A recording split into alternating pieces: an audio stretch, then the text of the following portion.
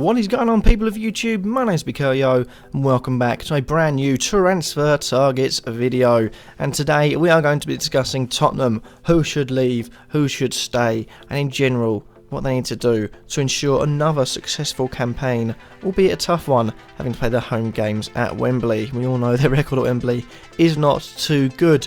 But before that, I'm doing a massive giveaway. Check the link in the description. It should be pretty clear, all near the top. Click on that and just comment your Twitter in the video it links you to, or the previous video. You'll be able to see it. It's titled Huge £100 Giveaway. Comment your Twitter on there with a chance to win some decent cash. Without further ado though, let's check Tottenham's transfer targets and see who I've got leaving.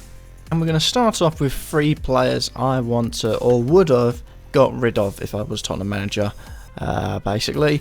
And it's Michel Vorm, Kyle Walker and Moussa Sissoko. Starting off with Michel Vorm, the reason for him is Pau Lopez. It's keeper that Tottenham had on loan this season. I believe they're going to make the deal permanent. If they do, he would be second choice. Vorm would then be third choice. I don't see any way back for him. Then he needs to get himself first team football. But probably on a decent pace, so will he go? Who knows? But I'd say probably get rid of Vorm, try and get a bit of a transfer fee in for him, get his wages off your books, and look to sign someone else. We've also got Kyle Walker. Interesting one.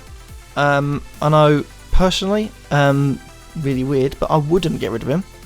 But you get good money for him. If City are going to pay out the money that they're reported to pay, my goodness, then I would get rid of him. Because to be honest, Kieran Trippier has done a really good season, had a really good few games when he's come in for Kyle Walker. Has been the preferred choice in the latter parts of the season. And to be honest, if you can free up space and free up the money, you can sign some other players in areas where they need it. Like I'll say, maybe in the wings, you're looking at lack of pace around there, maybe. But Walker, I think, definitely would go. And also invest in another right back. You can buy another right back for a fraction of the price, and you're done. We've also got Moussa Sissoko. I don't think he's good enough. I'm stunned they paid 30 million for him. Whether that means he goes back to France or goes to China, I don't know. But I don't think he's good enough. With the European competition, maybe, but I had Europa League and Champions League and just Europe in general this season. Didn't go too well, but yeah, I think Sissoko needs to go. The only other 2 departures are 2 loans for Josh Onoma, I believe that's how you say his name, and Georges Nkudu.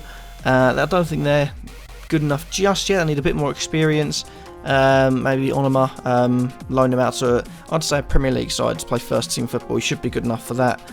And Nkudu maybe to a league like the French League, the Dutch League, maybe even a Premier League team will take him on. But I think they both need to be playing first team football, and I don't think Spurs can accommodate that.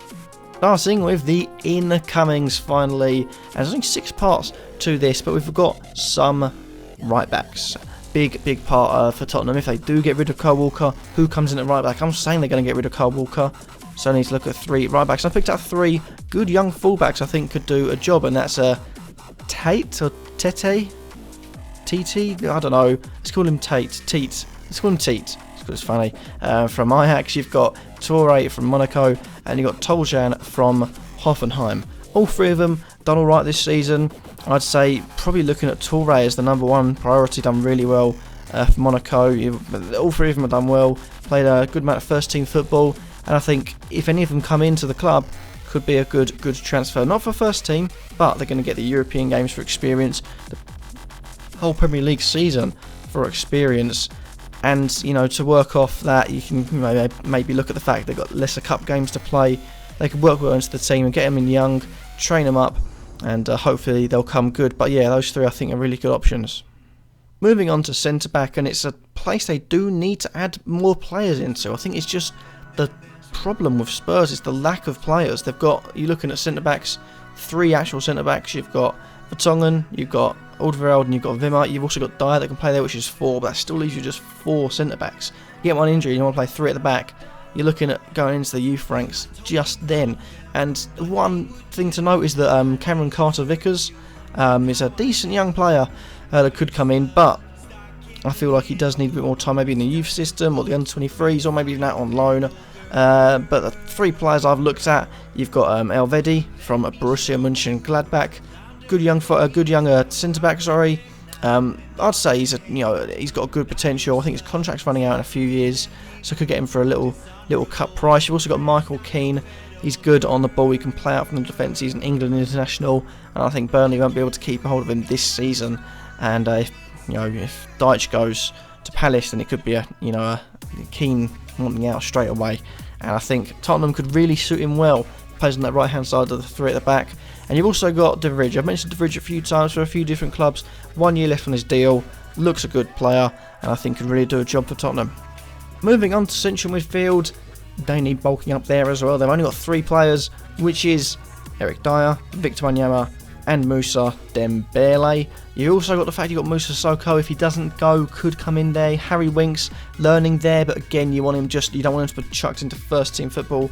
Exactly, you want him to be learning up the ranks, getting into the first team, maybe even playing the odd game here or there. If he's in form, playing, but you want him to be fighting for that spot.